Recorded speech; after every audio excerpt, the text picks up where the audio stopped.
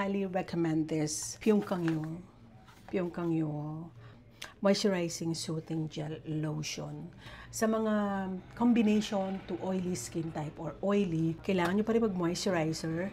Huwag nga lang yung mga thick consistency. Hindi ako nakakapag-sleeping pack kasi nagkakaroon ako ng breakouts pag gumagamit ako ng mga thick consistency na moisturizer. So, mga ginagamit ko, it's either emulsion, lotion, lightweight moisturizer. Yan ang mga ginagamit ko. But ayan, Pyongkangyo. Meron silang sample na binigay sa akin na Deep Clear Cleansing Balm. Sila mga free sample ng troubled acne-prone skin. So, hindi naman ako troubled skin, ano? Toner, ampule, and a cream. Ito, sabahan nyo akong buksan siya. At talaga namang, I highly recommend this moisturizer. English lang sa kanya, ito lang nasa baba.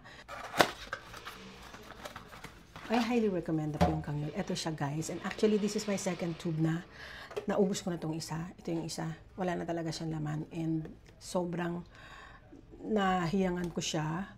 Twice a day ko syempre ginagamit. So, yung twice a day na yon, consistent yon, tumagal siya sa akin ng mga 3 months o magti 3 months. Mga ganun. Twice a day yun. 150 ml. Malaki na siya.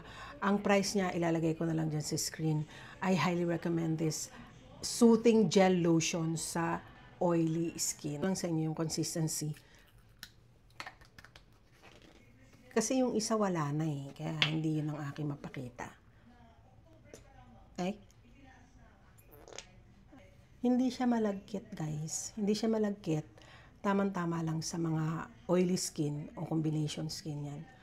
Hindi siya thick consistency. So, swak na swak talaga sa ating mga combination to oily skin.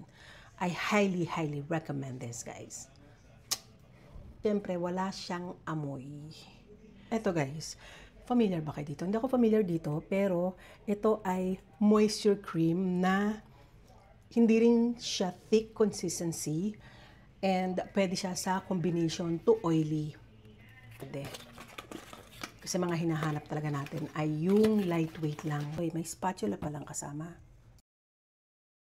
This one is glass bottle, which is good na maganda ang skincare ay nasa glass bottle. But, ang cons doon ay hindi siya travel friendly, no? Saka ito, gagamitin ko siya sa daytime kasi mas lightweight to, I think. Kasi hindi ko pa nasusubukan to eh. At itong cream ay baka sa gabi ko na lang siya ilagay. Ganun na lang. Tingnan natin. Ooh! So, titingnan natin yung kanyang consistency. Hindi siya ganun ka-thick. Ayan. Yan lang.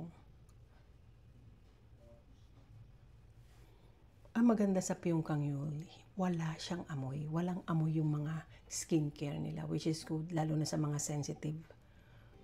Hindi siya madulas na katulad ng mga thick na moisturizer, yung mga sleeping pack, hindi siya katulad nun, kaya pinaplano ko na sa gabi ko siya ilagay. So, ayun. Pagka na-blend.